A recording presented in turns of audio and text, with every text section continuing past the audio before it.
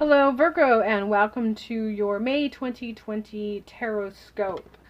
So right off the bat, the first thing that really pulls my attention is the Ace of Cups. So there is going to be a moment or a time or experience in the month of May, somewhere towards the beginning, which is going to be just basically handing you this cup of emotions. You're going to, it's going to be an experience that's not particularly or not necessarily related to past events. There's a sense of newness to it, a new development, or just something brand new in your life that just has entered it, but is going to come with a swath of emotions, an overflowing cup of emotions. It is going to sort of pull on your emotional being to the point of just allowing. To me, I just see the cup with the overflow here, and to me, I can't help but just get an overall sense of tears. That represents a flow of tears. So whatever this is, it really kind of gets to your heart. And it really plays a part in affecting you emotionally to the point of it's just going to come out in tears. And around the same time, it doesn't feel like it's necessarily, I keep going back with a sense of it being connected to this event or not. So whenever that happens with these very generalized readings where I'm tapping into a larger source of energy versus an individual one, the reason why I get it's going to be connected and it's not going to be connected is because it is kind of half and half. There are some of you that it is directly related to whatever event it is that tugs on your heartstrings enough to make you well up in tears. Then other people, it is not connected. These are two separate events. You are the one who have to decide that whether this applies in this very generalized reading, if it is connected or disconnected. But no matter what, there is going to be a moment of upheaval, a disruption, kind of a shaking of your foundation, kind of something that gives you a moment of topsy-turvy, knocks you off of your feet, makes you land on your butt, sort of thing. And then you have to sort of take stock and look around you at the situation at hand and what's going on to figure out, first of all, what happened. It's going to be such a surprise that you're not going to really see it coming for the most part. And when it happens, you're not even going to feel yourself falling. It's going to be one of those things that you recognize after you've hit the ground. You get your wind knocked out of you, and then at that moment you're kind of gonna be able to look around and be like, okay, what just happened?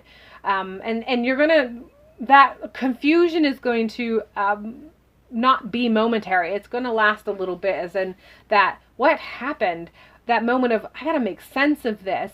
I'm still very confused. That's going to last for more than just a moment. So it's not going to be a bam, your life tower gets struck with lightning, you get knocked down and you stand up, be like, whoa, I can tell you the events and it all happened in slow motion, let me explain it. That's not the feeling I'm getting with this. This is much more of a, you're going about minding your own business, living your life, doing your thing, you're doing you, as they say.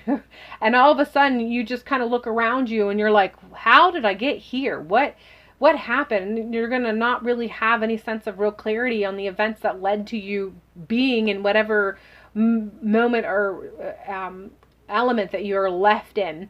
Now, this isn't going to be a complete destruction of any kind. It's just a very, harsh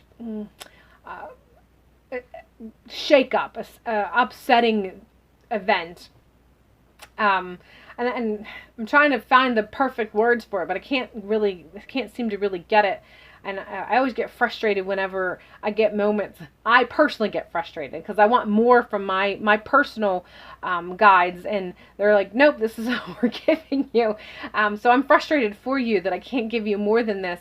But I feel like I really need to make it very clear that this isn't a thing of large destruction. Don't get too wrapped up in this and think that there's going to be this huge upset of large destruction. It's just going to be one of those things where you kind of, you look around you and you don't understand how you got on the ground covered in dust. And then, you know, it's going to take a moment for you to even feel like you can stand back up again and brush the dust off. But you will get to where you can stand back up, and you will get where you can brush the dust off. That's what I need to be telling you. And as you move, when you get to where you brush the dust off, you're going to be met with this energy of Queen of Swords. And this feels like it's not so much you. This is an external source of energy, be it your own personal guide or your ancestors, or be it someone in your physical, tangible life, or something. It doesn't matter what it is for you, because everybody's different. So whatever this source is, it's going to be different, but what it gives you is the same. And that Queen of Swords energy it has to do with being able to communicate from a standpoint of emotional security. The Queen really, in this particular case, speaks of that emotional security, that emotional maturity. And the sword is letting me know this has to do with communication. You're going to receive communication from someone with emotional maturity and sort of a level of mastery, someone that has that experience that can really guide you and tell you this is how you can respond. This is how you can move forward. This is how you can heal yourself. This is how you can get up and brush the dust off and go on without actually suffering any real damage, other than the fact that you got the wind knocked out of you and you never saw it coming and you still don't know what happened. But it's all good because you can move on. But you're going to meet this source of mature communication that not only communicates to you, but then you'll be gifted with an understanding from that level of communication that you receive. So overall, we get the sense of energy from this card. I'm going to have to turn it around so I can read it. And it says Ghostland Forgetfulness.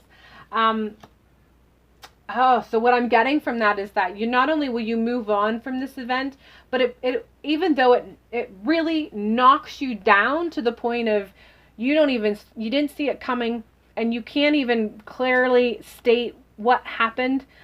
As you connect with that voice of emotional maturity, and you move from all of this will actually become so insignificant in such a way that you'll be able to forget it. It's just going to be part of your memory that you never really access. That you never feel the need to reflect on, that you never need to think about. It'll become part of your memories that never haunt you in any way whatsoever. So whatever this is that's going to kind of rise up in the month of May, no matter what it looks like on the surface level, no matter what it appears or feels like in the moment, you're being told it will become so insignificant eventually. That entire event will be like a ghost town. No one visits, even yourself. You won't even event it. You won't even visit it. It won't visit you. It won't haunt you. You won't even give it the time of day to reflect upon it. Whatever it is, remember, it'll all pass and it'll become insignificant. All right, Virgo, that is all I have for you for the month of May. I hope this reading serves you well now and in the future and throughout the entire month. I hope May serves you well, keeps you well, and keeps you in good spirits. Until next time, hopefully I will see you in the next video.